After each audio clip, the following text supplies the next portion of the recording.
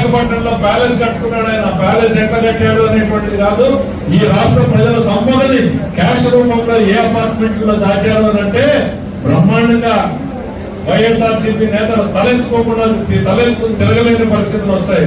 అవకాశం వచ్చినప్పుడు పోయి మీరు కూడా ఒక ఫోటో తీసుకొని సెల్ఫీ పెట్టి 1000 కోట్లు దాచింది ఈ అపార్ట్మెంట్ లోనే అని చెప్పి గ్రూపుల్లో పెట్టండి. ప్రజలకు తెలుస్తాయి మన సొమ్ము ఎక్కడికి పోయింది అనేటువంటిది.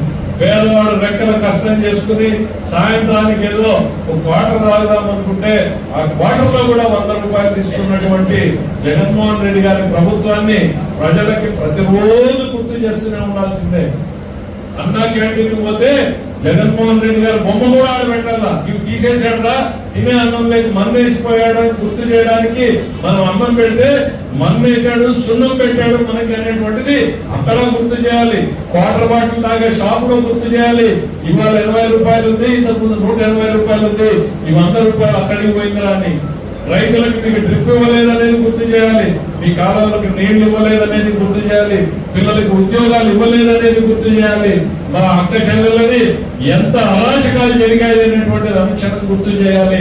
అరాచక పాలన ఒకవైపు, ఇవాళ సాంప్రదాయబద్ధంగా రాష్ట్రం కోసం శ్రమిస్తున్నటువంటి చంద్రబాబు నాయుడు మరోవైపు. ఈ తేడాన్ని ప్రతి రోజు కూడా మనం గుర్తు చేస్తూనే ఉండాలి అనేటువంటిది మీ అందరినీ కోరుతూ నంది